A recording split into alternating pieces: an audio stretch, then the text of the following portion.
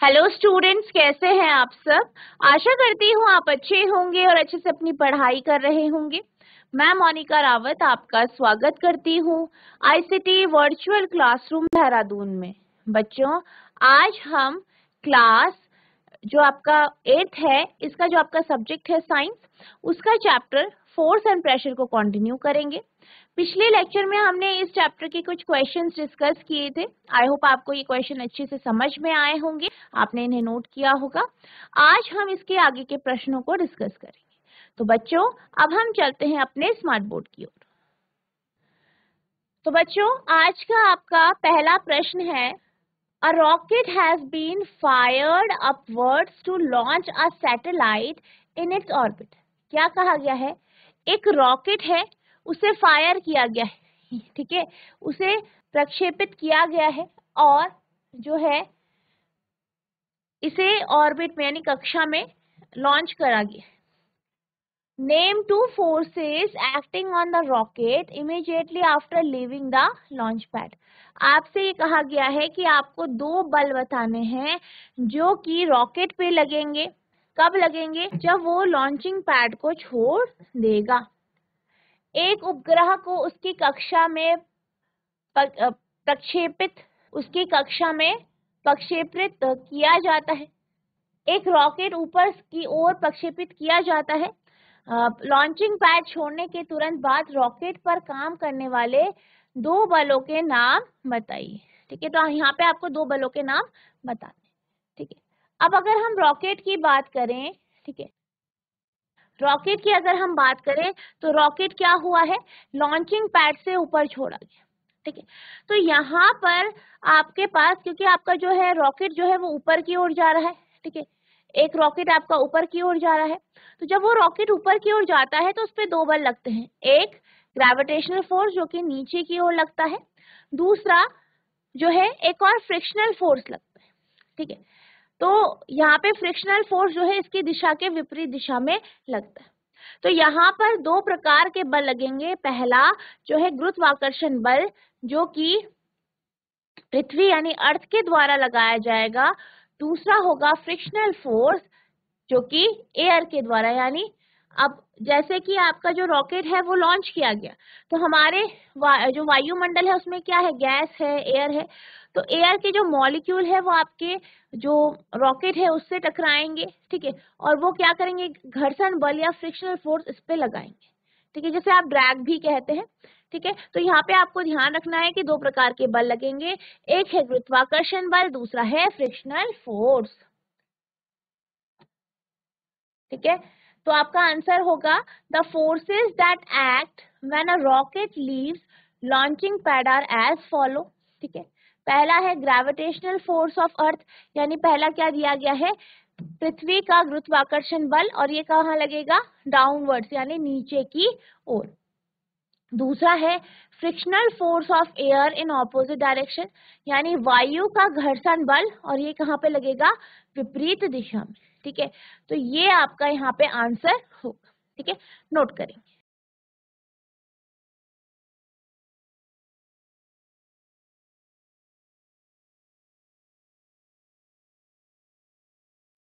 अब हम चलते हैं अगले प्रश्न की ओर, जो कि प्रश्न नंबर 10 है आपका।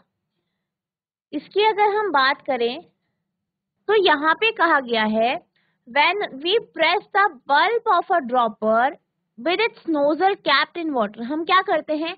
एक ड्रॉपर लेते हैं, ड्रॉपर का जो ऊपरी हिस्सा है, इसका आगे का हिस्सा जो है, नोजल जो है, उसे हम पानी में डुबोते हैं या पानी में रखते हैं।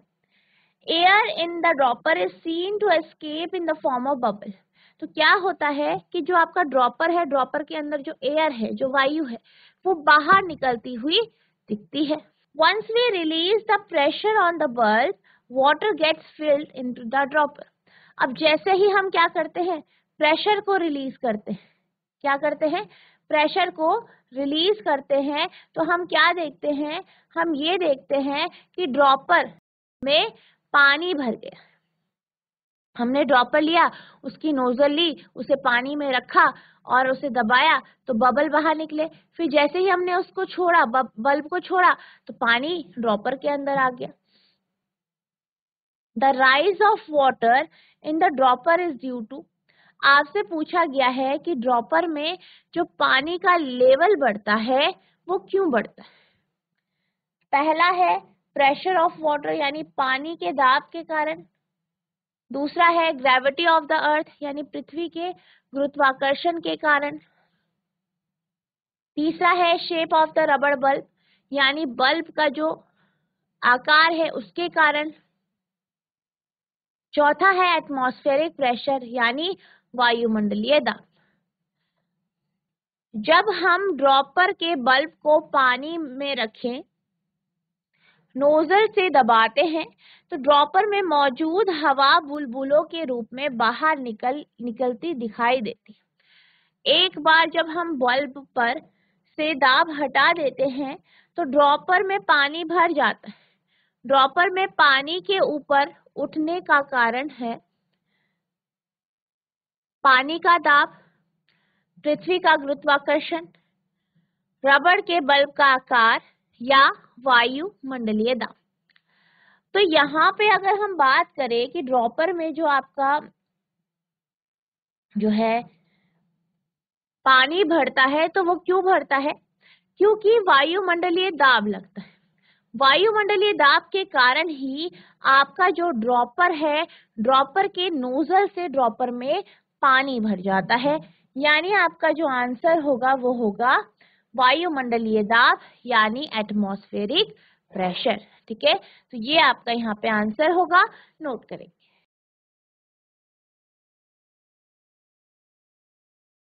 अब अगला प्रश्न है, the pressure which is exerted by air around us is known as, यानी हमारे चारों ओर वायु द्वारा डाला गया दाब कहलाता है। क्या कहा गया है कि हमारे चारों तरफ जो एयर है, वायु है, उसके कारण जो दाब यहाँ पे डाला जाता है वो क्या कहलाता है, आपसे ये पूछा गया है। अब यहाँ पे आपको 4 ऑप्शन दिए गए हैं, आपको बताना है कौन सा ऑप्शन सही है। पहला है फोर्स यानी बल, दूसरा है एटमॉस्फेरिक प्रेशर यानी वायुमंडलीय दाब, नेक्स्ट है मस्कुलर फोर्स यानी पेशीय बल, और चौथा है घर्षण यानी फ्रिक्शन।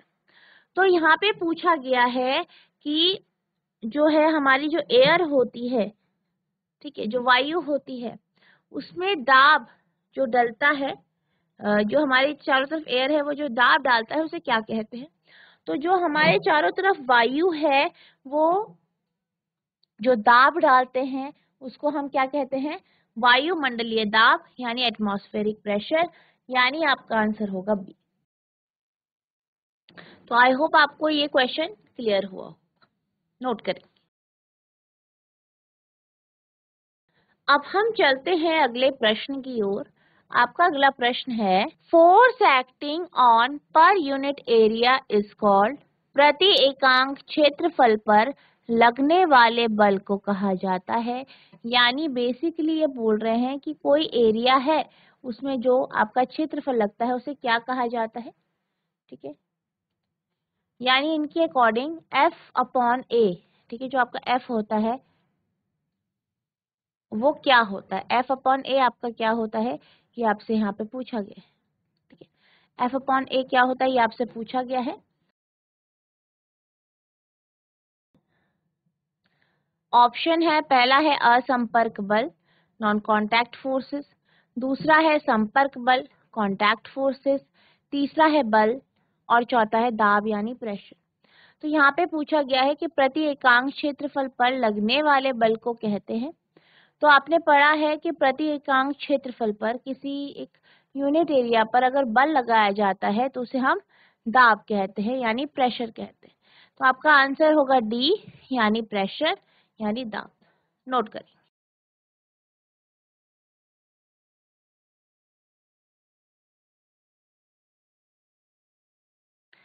अगला प्रश्न है आपका, a dash exerted by an object on another is a force, एक वस्तु द्वारा दूसरी वस्तु पर लगाया गया डैश एक बल है। यानी क्या कहा गया है, जब एक वस्तु दूसरी वस्तु पर फोर्स लगाती है तो वो क्या एग्जर्ट करती है, क्या लगाया जाता है, यानी फोर्स लगाने पर, एक वस्तु के द्वारा दूसरे वस्तु पर फोर्स लगाने पर क्या लगाया जाता है। पहला है पुश पुल, ठीक है। दूसरा है कांटेक्ट और नॉन कांटेक्ट फोर्स, संपर्क और असंपर्क बल। तीसरा है प्रेशर यानी दाब। चौथा है मैग्नीट्यूड यानी परिमाण। अब यहाँ पर क्या कहा गया है कि एक वस्तु दूसरे वस्तु पर कुछ चीज लगाती है जिसे आप फोर्स यानी बल कहते हैं। तो इस चैप्टर के स्टार्टिंग में हमने बात की थी बल की, तो बल को किसके रूप में देखा गया था, पुश और पुल, ठीक है, के रूप में हमने यहाँ पे देखा था। यानी जब भी हम पुश या पुल लगाते हैं तो आप फोर्स लगाते हैं, और जब भी हम फोर्स की बात करते हैं तो जो भी आपको यहाँ पे जितने भी आपको क्राइटेरिया दी जाती है सारी जगह या तो पुश लग रहा होता है या पुल लग रहा, ठीक है। तो आपका जो आंसर होगा वो ए होगा, पुश और पुल। नोट करिए।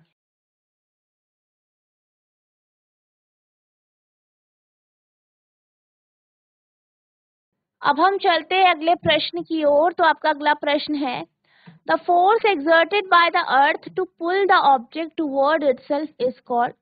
पृथ्वी द्वारा वस्तु को अपनी ओर खींचने के लिए लगाया गया बल कहलाता है।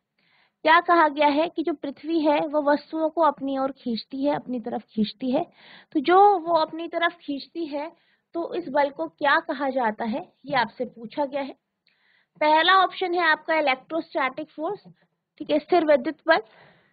दूसरा है ग्रेविटेशनल फोर्स यानी गुरुत्वाकर्षण बल।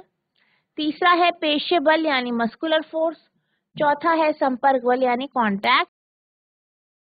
तो पृथ्वी द्वारा वस्तु पे जो बल लगाया जाता है उसे क्या कहा जाता है, उसे हम ग्रेविटेशनल फोर्स यानी गुरुत्वाकर्षण बल कहते हैं। तो आपका जो आंसर होगा वो बी ऑप्शन होगा, यानी ग्रेविटेशनल फोर्स यानी गुरुत्वाकर्षण बल, ठीक है।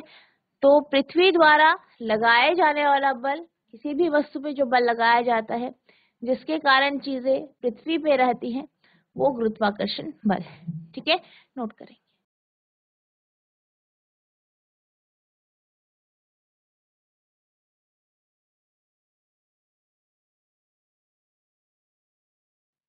अगला क्वेश्चन है, muscular force is also called dash force. पेशीय बल को डैश बल भी कहा जाता है।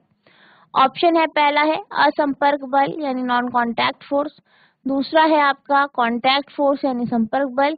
तीसरा है ग्रेविटेशनल फोर्स यानी गुरुत्वाकर्षण बल। चौथा है आपका मैग्नेटिक फोर्स यानी चुंबकीय बल, ठीक है।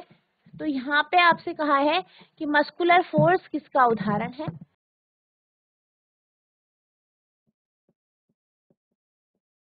अब मस्कुलर फोर्स की बात की जाए तो इसके उदाहरण हम, जैसे कि हम बाल्टी उठाते हैं या हम साइकिल में पैडल मारते हैं, तो बाल्टी उठाते हैं तो हमारे हाथ के कांटेक्ट में बाल्टी होती है और हम उसे उठा पाते हैं।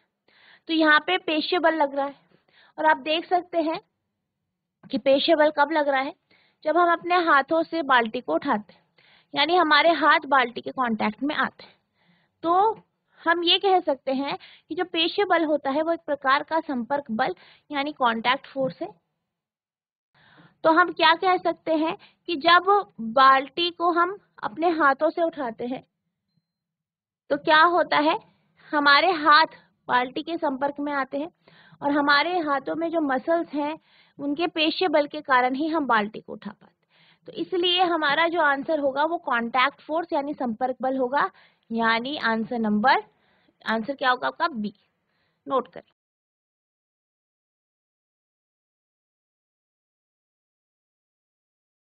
अब हम चलते हैं अगले प्रश्न की ओर।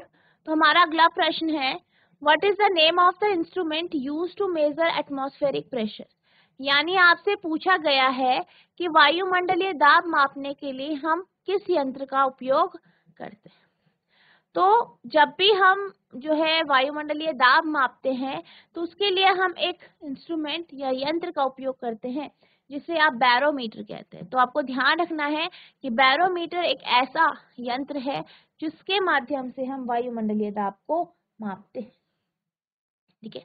तो आंसर बैरोमीटर लिखेंगे। नोट करें।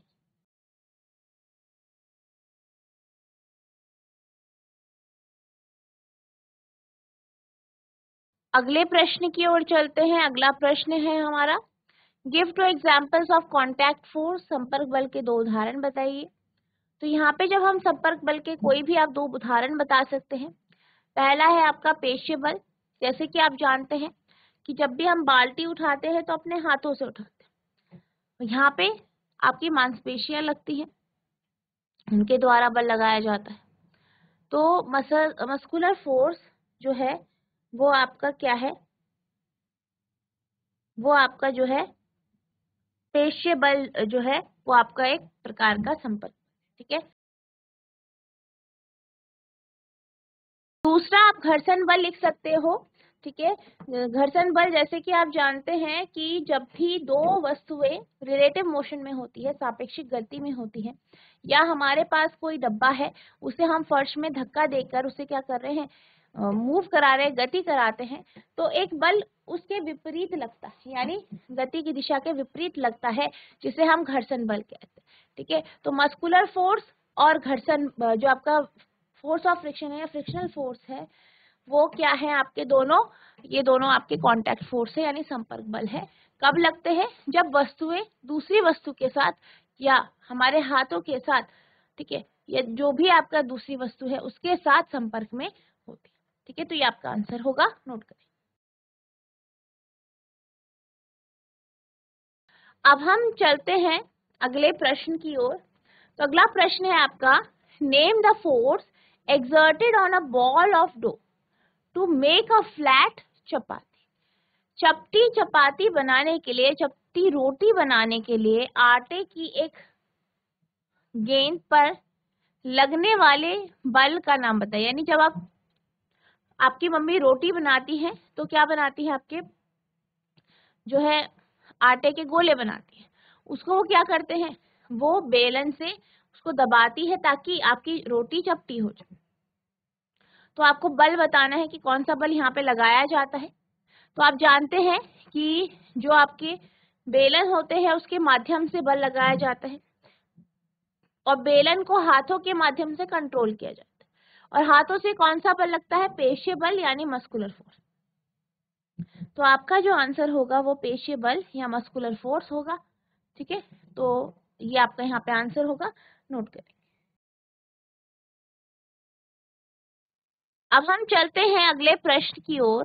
तो आपका अगला प्रश्न है, what kind of force is an electrostatic force, यानी स्थिर विद्युत बल कैसा बल है, किस प्रकार का बल है।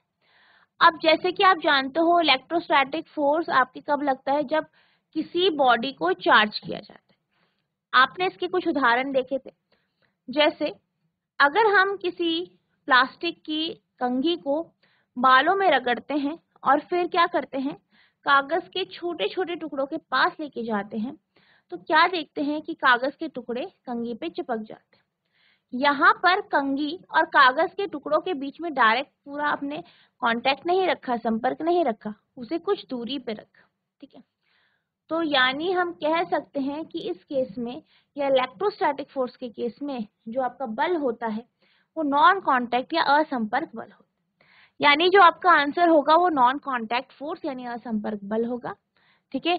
तो यहाँ पे जब भी आपको ये प्रश्न आए कि इलेक्ट्रोस्टैटिक फोर्स कैसा बल है, असंपर्क बल है, ऐसा बल जो संपर्क में आए बगैर लगता है। ऐसे ही कुछ और बल हैं, जैसे आपका चुंबकीय बल हो गया, गुरुत्वाकर्षण बल हो गया, तो ये भी आपके असंपर्क बल के उदाहरण हैं, ठीक है। तो यहाँ पे इस प्रश्न का आंसर असंपर्क बल होगा, नोट कर लीजिए।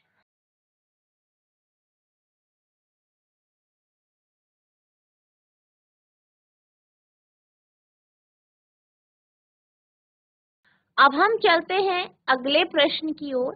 तो आपका अगला प्रश्न है, is the gravity a property of earth only, क्या गुरुत्वाकर्षण केवल पृथ्वी का गुण है।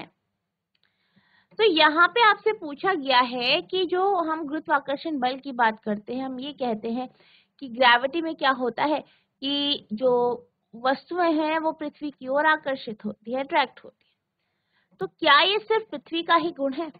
तो अगर हम गुरुत्वाकर्षण बल की बात करें तो पृथ्वी का ही यह गुण नहीं होता, बल्कि आपके जो और प्लैनेट हैं उनमें भी गुरुत्वाकर्षण बल होता है।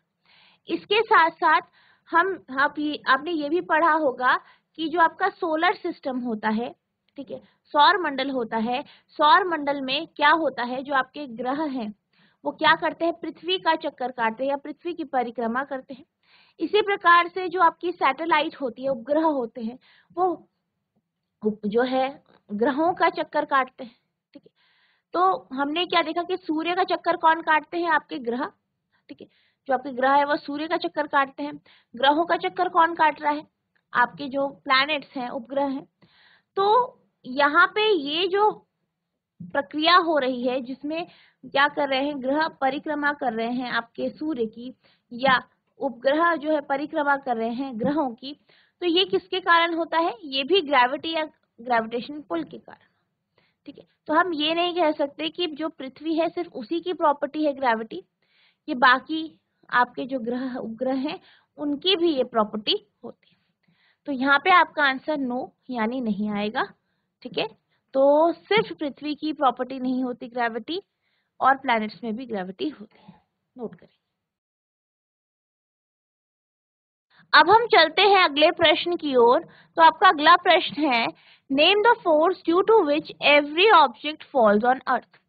उस बल का नाम बताइए या लिखिए जिसके कारण प्रत्येक वस्तु पृथ्वी की ओर गिरती है। यानी आपको बताना है कि पृथ्वी की ओर वस्तुएं क्यों गिरती है, रीजन क्या है, कौन सा वो बल है।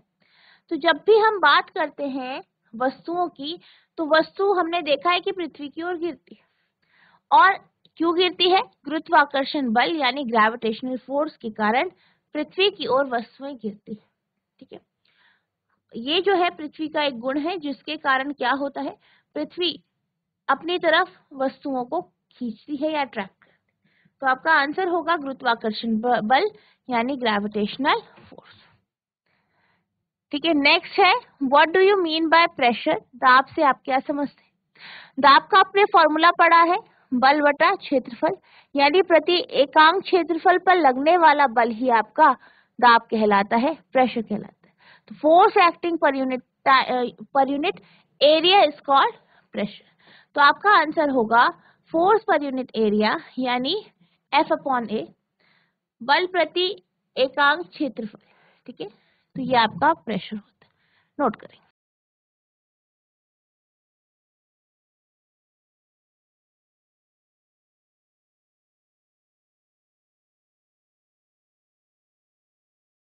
तो बच्चों आज हमने जो आपका चैप्टर है फोर्स एंड प्रेशर, इसके कुछ क्वेश्चंस डिस्कस किए। आई होप आपको ये सारे क्वेश्चन अच्छे से समझ आए होंगे। इसके साथ हमारा ये चैप्टर कंप्लीट होता है। नेक्स्ट लेक्चर में हम जो आपका चैप्टर है उसे हम स्टार्ट करेंगे। तो जितना आज आपको पढ़ाया गया है, जितने क्वेश्चन आज हमने डिस्कस किए हैं, उन्हें आपको रिवाइज करना है। अगर आपको कोई भी डाउट होगा तो नेक्स्ट लेक्चर में आप पूछ सकते हैं।